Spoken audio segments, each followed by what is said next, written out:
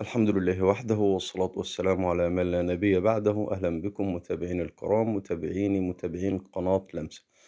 النهاردة لمستنا الجديدة هتكون في السلمون طرطار.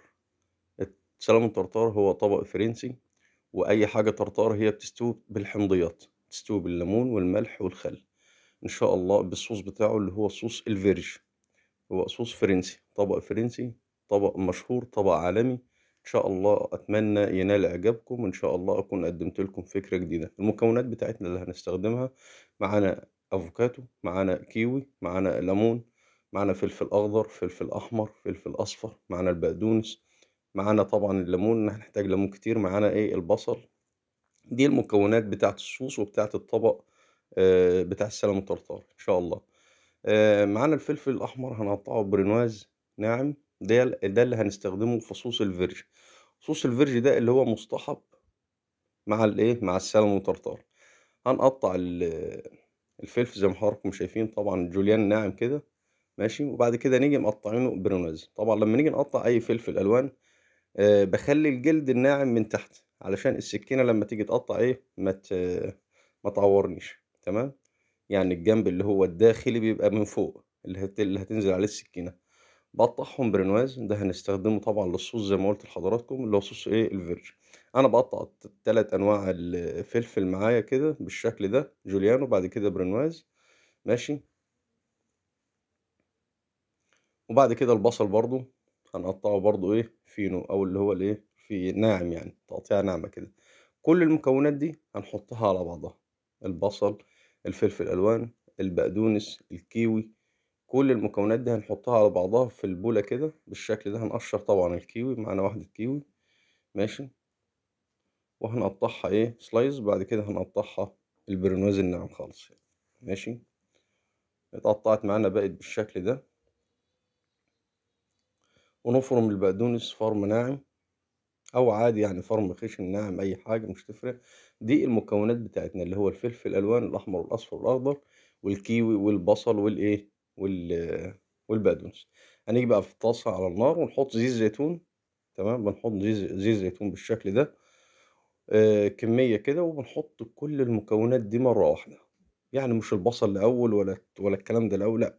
هنحط كل المكونات دي مرة واحدة في الزيت، ونتبلها بقى طبعًا ملح وفلفل، ونضبط التيست بتاعها، تمام. ولو عايزين تضيفوا أي حاجة مثلًا نوع خضار، عادي ما فيش مشكلة. ده صوص الفيرج بتاعنا، هو كده خلص، تمام. إحنا نزلناه من على النار وبرد معانا على جنب. هنيجي بقى للسلمون بتاعنا. طبعًا زي ما قُلت لحضراتكم إن الطرطار، أي حاجة طرطار هي بتبقى نيّة، لحوم نيّة وبتستوي بالحمضيات. ده سلمون ني، ماشي. بنحط عليه الملح والفلفل والليمون، وبنسيبه 5 دقايق يستوي بالحاجات دي، الحمضيات دي بتسويه. طب لو أنا مش عايز، مش قابل إن أنا آكل حاجة نيّة، ممكن أجيب السلمون ده اللي هو بتاع الجرافلاكس، ماشي. وأعمله اللي هو مستوي برضه بالملح، هو بيستوي بالملح، ماشي. بس ما تقلقوش، لأن دي حاجات استوت بالحمضيات، فمش بيبقى فيها أي بكتيريا، ماشي. حطينا طبعًا الملح والفلفل والليمون، وحطينا بصل، وحطينا بقدونس، ماشي. لو عايزين نحط شبت ما فيش مشكلة، ممكن نحط سِنّة زيت زيتون بسيط خالص يعني، وممكن ما نحطش، تمام. معانا الأفوكاتو بتاعتنا، قطعناها بالشكل ده. بعد كده هنشيل النوايا بتاعتها. بعد كده بنقطعها كاريه صغير، كاريه صغير، ماشي. وهنتبلها طبعًا الملح والفلفل والليمون، طبعًا الليمون عشان الأفوكاتو ما يسمرش، عشان بيتأكسد، تمام. بنضطر نحط له ليمون. وهي بتبقى في أنواع أفوكاتو كده معينة بتأكسد بسرعة، وفي أنواع ما بتأكسدش بسرعة يعني، ماشي.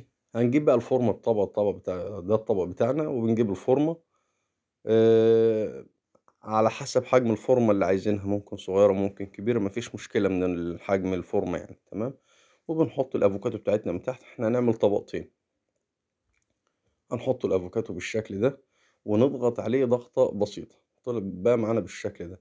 نيجي بعد كده بقى، هتبقى نُص الفورمة، نحط السلمون بتاعنا أو أيًا كان. طبعًا إحنا هنعمل أنواع الطرطار، كذا نوع طرطار إن شاء الله. هنعمل السمك وهنعمل كل الحاجات دي، ماشي. وكل حاجة بطريقة مختلفة، تمام. ونضغط الفورمة دي كويس، نحاول نسد أي فراغات فيها، ما نخلّيش أي فراغات، ماشي.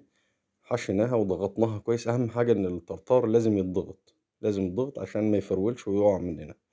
بقى معانا بالشكل ده. معانا بقى أي جرنش كده من فوق، ورق بقدونس، أي حاجة ممكن نحطها من فوق. ده صوص الفيرج بتاعنا اللي إحنا عملناه في البداية، ده صوص فرنساوي بنحطه حواليه، ده بيتقدم معاه. نحطه بقى بأي شكل يعجبكم يعني. ماشي، في طبق غويط. لو ما عندناش الطبق الغويط ممكن نحطه كده حواليه، ممكن نعمله خط، ممكن نعمله بأي طريقة بأي شكل عادي، مفيش مشكلة.